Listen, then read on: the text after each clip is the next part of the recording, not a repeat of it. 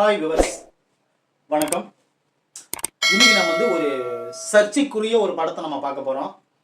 அது என்ன படம்னு பார்த்தீங்கன்னா, அந்த கதையை எதிலிருந்து நம்ம ஆரம்பிக்கிறது?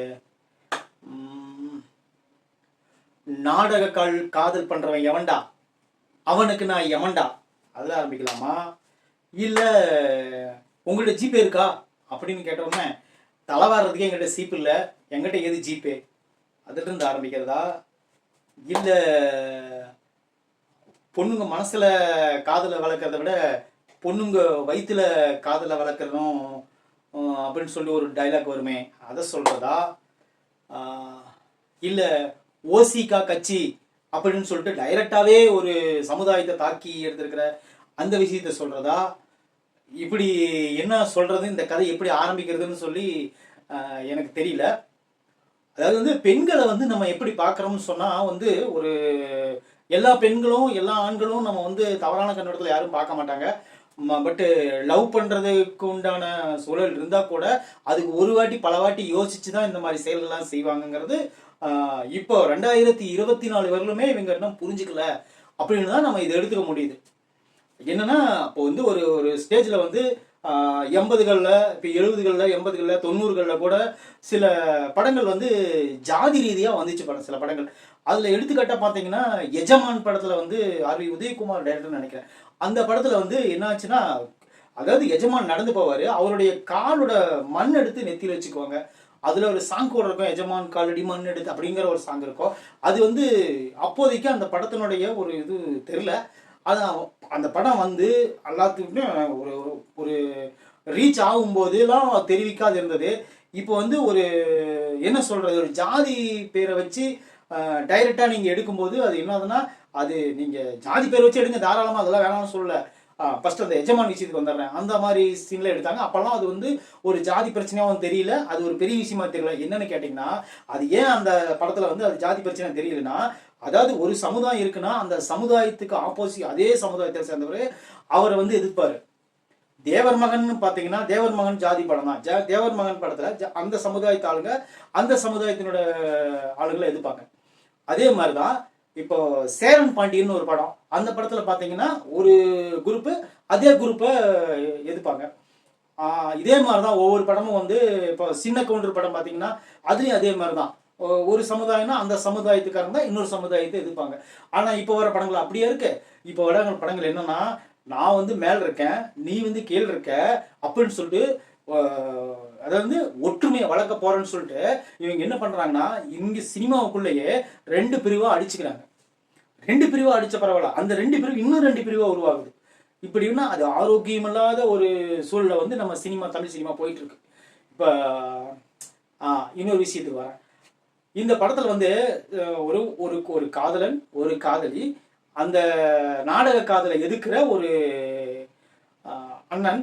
இன்னொரு விஷயம் என்னன்னா, அந்த பொண்ணோட காதலன் அந்த காதலையே லவ் பண்றங்கிற பேர்ல ஏமாத்தி அந்த ஃபேமிலிக்கிட்டேயே பணம் வாங்கணும் அப்படின்னு சொல்லிட்டு ஏமாத்திட்டோம், இனிமேல் அவங்க அதாவது கருவை கொடுத்துட்டோம்னா அவங்க அவமானப்பட்டுருவாங்க, அதுக்கப்புறம் அவங்களால வாழவே முடியாது, அப்போ நம்ம சமுதாயமும் அவங்க சமுதாயமும் ஒன்றா கலந்துரும் அப்படின்னு சொல்லிட்டு இந்த ஒரு பெரிய ஒரு விஷயத்த ஒரு பெரிய பூதாகாரமாக எழுப்பி அந்த படத்தினுடைய எல்லா சீன்லையும் ஒவ்வொரு சீனாக ஒவ்வொரு பிரியமாக வச்சிருக்காரு நம்ம ரஞ்சித் அவர்கள்.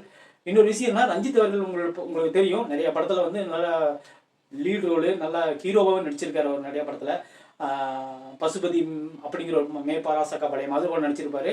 அப்புறம் மறுமலர்ச்சி படத்தில் நடிச்சிருப்பாரு, சிந்து நதி போல் நடிச்சிருப்பாரு, பாண்டவர் பூமியில் நடிச்சிருப்பாரு. இந்த மாதிரி நிறைய படங்கள் அவர் மறுமலர்ச்சி படத்தில் நடிச்சிருப்பாரு. ஆனால் அவர் ஏற்றுக்கிட்ட கேரக்டர் பூராமே இந்த மாதிரி ஒரு கேரக்டராக தான் இருக்கும். ஆனால் இந்த படத்தில் முழுசும் அதே கேரக்டராக இறங்கி அவங்கள ஒரு காதல் பண்ணுறவங்க இந்த மாதிரி தான் பண்ணணும், இந்த மாதிரி பண்ணக்கூடாது அப்படின்னு சொன்னால் பரவாயில்ல.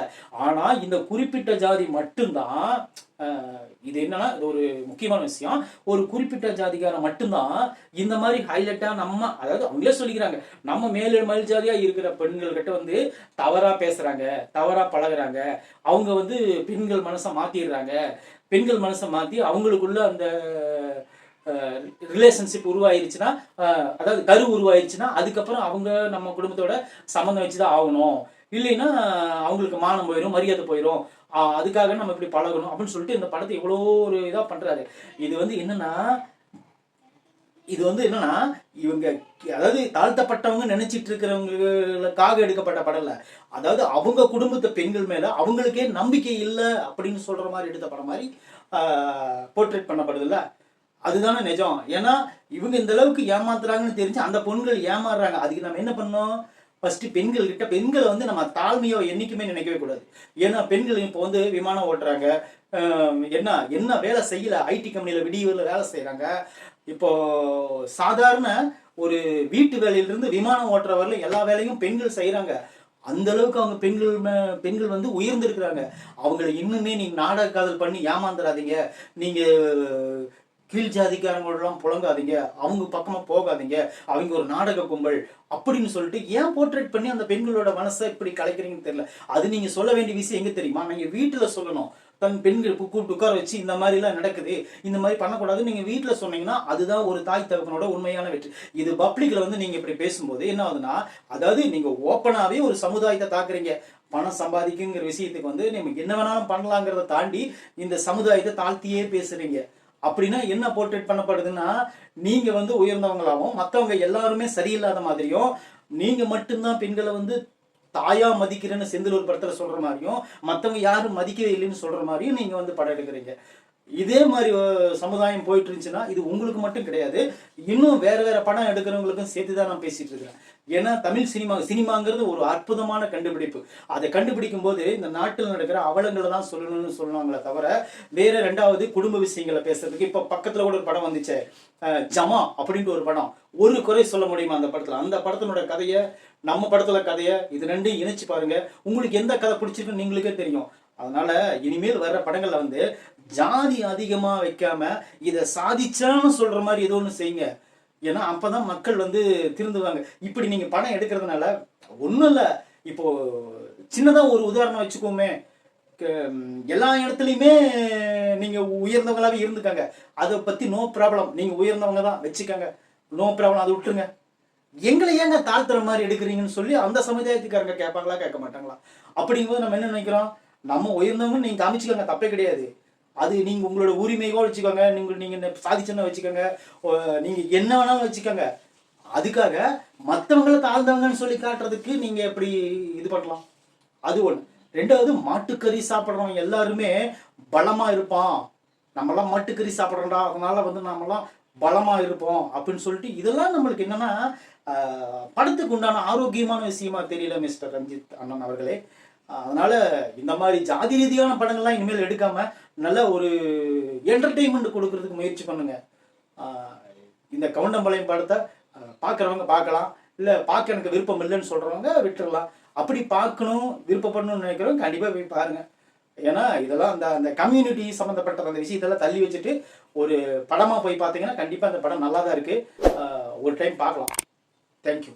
கமெண்ட்ல கை ஊத்துறவங்க இப்பயே தேங்க்யூ.